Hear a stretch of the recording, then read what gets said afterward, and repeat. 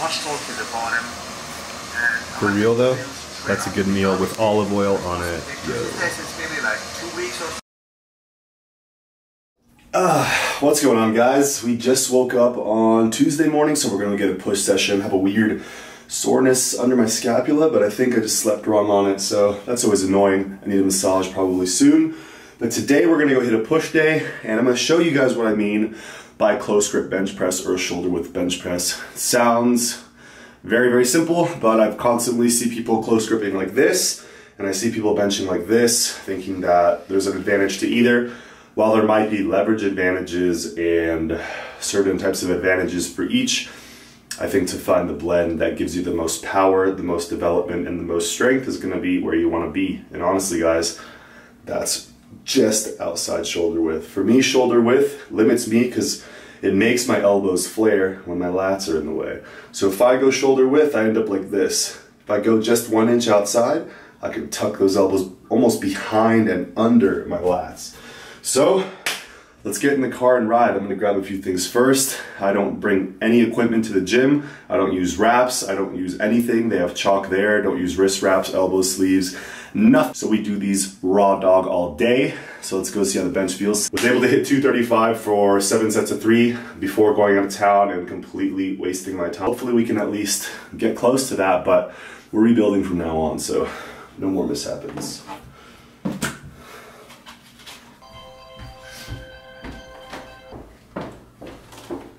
You guys want to see what it's like at 8:45 here? It's like this. Got the monster in the car. Time for that real pre-work. First time taking this pre-workout, herbal pre-workout in Colorado. Let's see how it goes. Gotta focus, gotta stay in touch with what I'm doing, and this might help me just do that. That pre-workout just cost me about $1. First we gotta switch these. There we go. The pretty lens stays. You're so pretty. Alright guys, we're finally on the road. Orange tank, monster in hand. It should be a good workout against all odds, but I gotta drive, so no filming. Let's do this.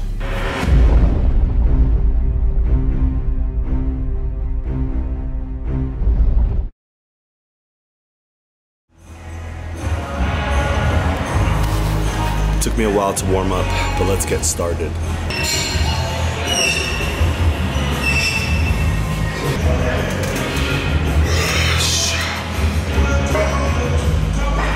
Alright guys, what's going on? You've been officially warned that this is going to be mostly lifting. I've got to catch up with you guys. I've got some things planned for this weekend. Hopefully going to train with a subscriber. Maybe go see the city a little bit. But this week has been catching up with work, studying, and catching up with lifting, guys. I went to Orlando. You guys are seeing this on Saturday. I was in Orlando 1 week ago, partying and raving, and I didn't do anything crazy. I was very happy with how I handled myself. Consumed a moderate amount of alcohol, no drugs, and it went well. But flying there, my seat was broken, and then flying back Sunday night to come here, like Sunday at midnight, and then wake up. I was in such a rut, and the things I went through with Kayla were like really bad, so it's just all caught up to me, feeling like, man, I have to restart lifting. So all I did this week was lift. I put my nose down, grinded out the lift sessions that I needed to get done, and you're seeing the first session back where I thought I was gonna choke, but I hit 235 for 7 sets of 3, and that's where I'm gonna start building from. I'm gonna have to obviously take deloads as I get stronger, but that's what I'm gonna try to do. And before you guys comment on Erica, who you see in this video, her and her boyfriend Corey just competed in the Trader Joe's Colorado Classic or something. One of the best restaurants in the area for bodybuilders, actually. I went there with Kayla in the Denver videos, and hopefully we can make more of those. But anyways, the bench went well, and the rest of the push session went well, and then it was on to a pull day, and then instead of hitting legs after doing legs push pull, I'm just readjusting, took a day off, and I went back to push. So you guys will see that, but I want to talk about the diet video that I made in these 2 voiceovers. We're gonna have a push session, and right after this a pull session, and I just want to cover a couple of the things that you guys brought up about the diet video. And what you're watching now is just basic. We hit the push, and then the pull day was a 5x5 on pull-ups. I actually filmed one of the sets for Instagram and didn't use my camera, but I do apologize for the quality of the filming. I may talk to the gym owner and see about maybe setting up a tripod or like a little stand at least, because there's nowhere good to put my camera. And I don't want to get people looking at me weird or dropping the camera or getting in people's ways. So I may just talk to Dylan Armbrust, the owner, and see about me filming myself and kind of ask and see what he has to say. Because I don't have to only train at this gym and I don't have to film every set, but I want to see what their vibe is. So anyways, guys, I'll join you in the next workout in a second and we'll talk about the diet comments from the last video.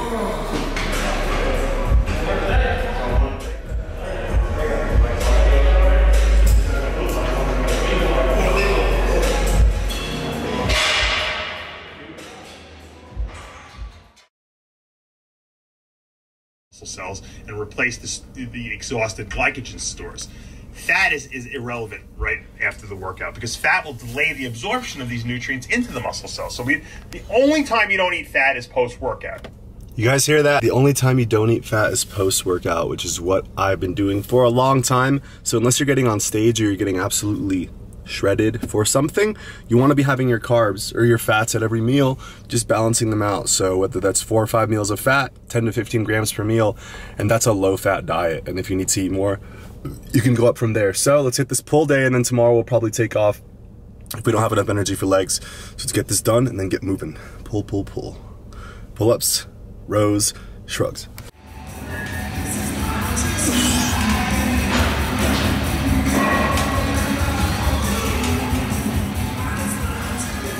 Alright guys, so overall the response in the last video was great. Most of you guys got the message, and I did have some people arguing with me, and that's great. When you guys hear someone talk about something, whether it's scientifically based or about lifting or nutrition, always check something if it doesn't sound logical. And I know some people saw that video and heard a bro saying you can only eat chicken and potatoes and rice and everything else is bad and you can't have cereal and you can't have these things. Guys, of course you can have whole grain cereals and whole grain breads. You can really eat whatever you want.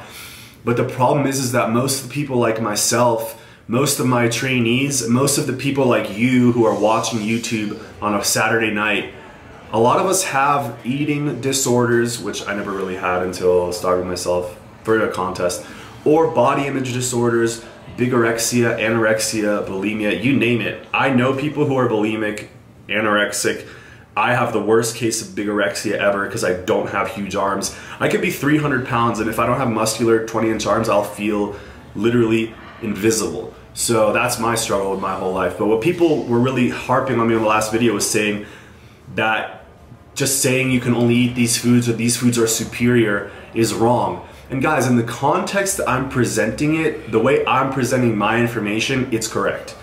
I am saying that the whole foods shown in that video are superior to Pop-Tarts, Rice Krispies, cereal, other types of assorted breads. Picking one bagel and eating that is superior to eating any type of bread you want. Because you're gonna go to the grocery store and you're gonna one day crave something and then one day crave something else and you're gonna have to throw something out. Or they're not gonna have the bread you want and then you're gonna get upset. Just stick to something general and don't freak out if you have to change it. Don't think that it's gonna ruin your diet. So I said those foods are superior because guys, I've seen people eat junk to get in shape. I've seen people promote eating pancakes and Pop-Tarts and all this stuff. And guys, the problem is that decision making takes a lot of time. And I don't wanna see people trying to figure out what gym equipment they need, trying to figure out sets and reps or push-pull legs. They have to figure out all these things. They're majoring in the minors, as a lot of people say. They're worrying about all these little details. And then when it goes to their diet sucks and they're worried about my macros are perfect, so let me figure out how to hit my macros. I've seen people eat one meal a day and hit their macros and achieve their goals. Guys, if your goal is to be 50 pounds overweight and you don't mind, and you can eat sugar and cake and saturated fat all you want, that's not the best diet. If your goals suck or your goals are stupid or your goals are unhealthy, whatever diet you use to get there is not the best diet. Your goal should be to be a healthy body fat and to be strong. And if that's your goal, then eating whole foods is the way to go, not tracking your calories. Of course, it's a valuable tool to learn the energy values and how you feel eating high fats or low fats. But once you get a good grasp, guys, don't stress. Don't do it for years and years. Figure it out a little bit and change it. Try something new. Try to just eat good foods. I'm out. Leave comments. Peace. Gains. Oh, I'm 207, huge, biggest. What do you guys think? Should we see 225 this year?